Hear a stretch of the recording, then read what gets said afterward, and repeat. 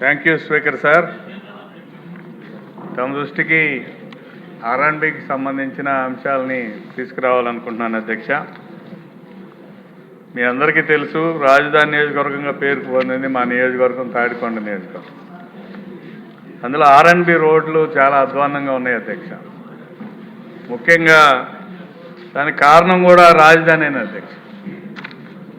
కారణం ఏంటంటే రాజధానికి అవసరమైన మెటీరియల్ అంతా మా నియోజకవర్గంలో నుంచి వివిధ ప్రాంతాల నుంచి మెటీరియల్ వస్తూ ఉంది. రోడ్ల మీద ప్రయాణం చేస్తున్నారు. ఆ రోడ్ల మీద ప్రయాణం చేసేవి అధిక లోడ్తో రోడ్ కెపాసిటీకి మించిన పరిణామాన్ని వేసుకొని ప్రయాణాలు చేస్తున్నాయి. తద్వారా రకరకాల సమస్యలు వస్తున్నాయి అధ్యక్ష. ఒకటి ట్రాఫిక్ ప్రాబ్లం, రెండు రోడ్లు వెంటనే పాడైపోవటం.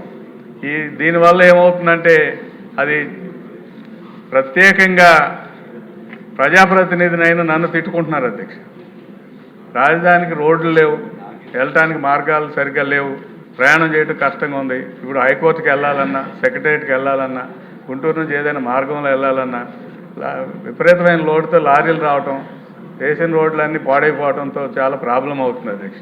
ముఖ్యంగా పేరచెర్ల నుంచి రాజధానికి వచ్చే మెటీరియల్ అంతా కూడా బండారుపల్లి, పొన్నికల్లు మీదుగా ఆ రోడ్డు మీదుగా ప్రయాణం చేస్తుంది అధ్యక్ష.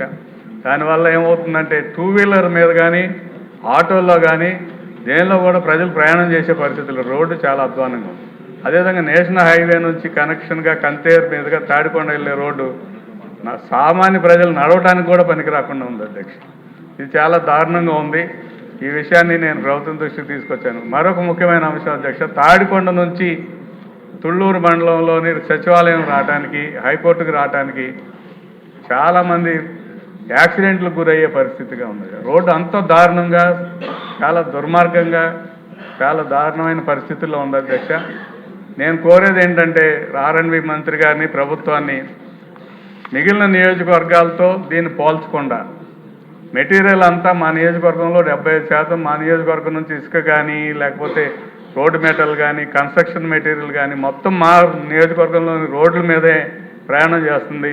అది కాకుండా కెపాసిటీ మించిన లోడ్తో ప్రయాణం చేస్తున్నాయి. కాబట్టి దాన్ని ఒకసారి దృష్టిలో పెట్టుకుని ప్రత్యేక శాంక్షన్స్ ఇవ్వాలని, నేను చెప్పిన 3-4 రోడ్లకి ప్రత్యేక శాంక్షన్స్ ఇవ్వాల్సిందిగా కోరుతున్నాను.